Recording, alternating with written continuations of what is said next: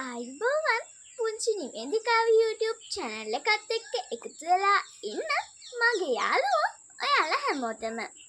ඔයාලා හැමෝම පුංචි නිවේදිකාව YouTube channel එකට ආදරයෙන් සහ ගෞරවයෙන් පිළිගන්නවා. ඉතින් ඔන්න යාළුවනේ මට දැන් මාසයකට ආසන්න කාලෙකින් වීඩියෝ එකක් ගේන්න බැරි වුණා.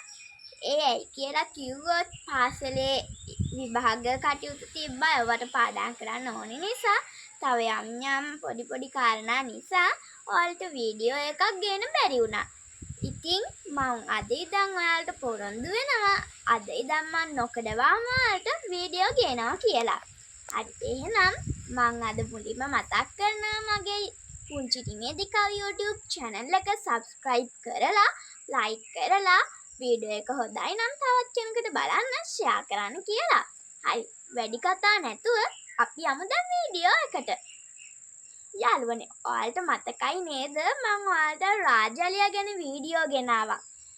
ඉතින් ඒ වීඩියෝ එකේ කොටස් 5ක් තියෙනවා කිව්වනේ. ඒ කොටස් 5 මම කොටස් 4ක් ඔයාලට කියලා දීලා ඉවරයි. දැන් අද මම ඔයාලට කියලා දෙන්නේ 5 වෙනි කොටස. එහෙමත් නැත්නම් අවසානම කොටස. හරි එහෙනම් ඒ වීඩියෝ එකේ මාතෘකාව තමයි යාළුවනේ රාජාලියා පුහුණුව ඔස්සේ ඉහළට පියෑඹීමේ හැකියාව. යාළුවනේ මේ රාජාලියා චූටි කාලෙදී එයාලගේ මව විසින් කූඩුවෙන් එළියට ඇදලා දානවා. එයාලා එහෙම කූඩුවෙන් එළියට වැටෙන්නේ ජීවිතයත් මරණයත් අතර සටනක් එක්ක. මෙලෙස රාජාලි මාව ක්‍රියා කරන්නේ යාළුවනේ පැටවුන් එක්ක තියෙන තරහට නම් නෙමෙයි. පැටවුන්ගේ අත්තට ශක්තිමත් කරලා ඉහළ අහසේ වලාකුළු අතරින් පියෑඹීමට පෙර සූදානමක් විදිහටයි මෙලෙස රාජාලි මාව ක්‍රියා කරන්නේ. ඉතින් මේ පැටව් කෙමෙන් ලොකු වෙනවා. ඒ ලොකු වෙද්දී මේ රාජාලි මාව පැටවුන්ව උස්ස කදුමුදුන් වල වගේ තැන් වලට ගෙනහින් දාලා අතාරිනවා. ඉතින් එතකොට එයාලා පියාඹන්න හුරු වෙනවා.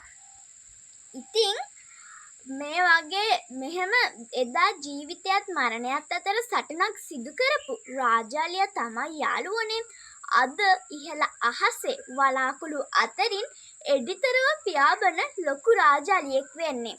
ඉතින් දැන් ඔයාලා හිතනවා ඇති මේ කතාව කොහොමද අපේ ජීවිතයට ආදර්ශමත් වෙන්නේ කියලා. හරි ටිකක් ඉන්නකෝ මම ඔයාලට එක උදාහරණයක් එක්ක පැහැදිලි කරන්නම්. යාළුවනේ අපි මොකක් හරි වැඩක් කරන්න කලින් පෙර සූදානමක් තියෙන්න ඕනේ. උදාහරණ වශයෙන් තරගයකට යන්න, දුවන්න, රේස් එකක් දුවන්න වගේ දේවල් වලට පෙර සූදානමක් තියෙන්න ඕනේ. හරි මම ඔයාලට දෙවෙනියට කිව්ව උදාහරණ ගන්නම්. රේස් එකක් දුවන්න. ඔන්න දැන් ඔයාලා හිතන්නකෝ ඔයාලට ලොකු රේස් එකක් දුවන්න තියනවා කියලා.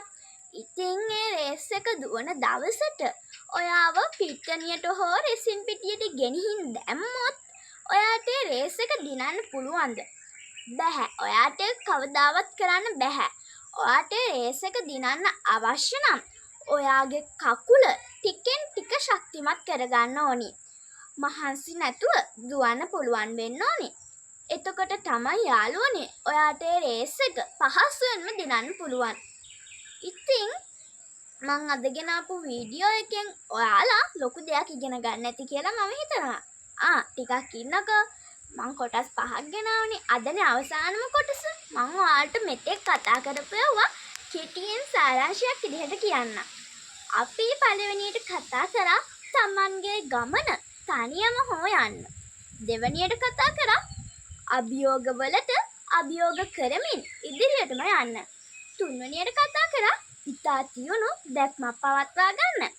හතරවෙනියට කතා කරා නැවුම් ලෙස තම ඉලක්ක ගොඩනගා ගන්න.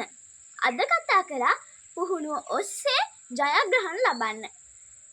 ඉතින් මම මේ ගෙනාපු වීඩියෝ මාලාව තුලින් මම බලාපොරොත්තු වුණේ අභියෝග හමුවේ ඉලක්ක අතහැර දාන මගේ පුංචි යාළුවන්ට අභිප්‍රේරණයක් ලබා දීමයි. ඉතින් මේ වීඩියෝ මාලාව තුළින් ඔබ එක පියවරක් හෝ ඉදිරියට යනවා නම් එයයි මගේ එකම සතුට. හරි එහෙනම් මං අදට ඔයාලගෙන් සමුගන්නවා. ඔන්න ආයෙත් මතක් කරනවා මගේ channel එක subscribe කරලා like කරලා වීඩියෝ එක හොඳයි නම් තවත් කෙනෙකුට බලන්න share කරන්නත් කියලා. එහෙනම් මං අදට ගිහින් එන්නම්. ඔයාලා හැමෝටම තෙරුවන් සරණයි. නමෝ බුද්ධාය.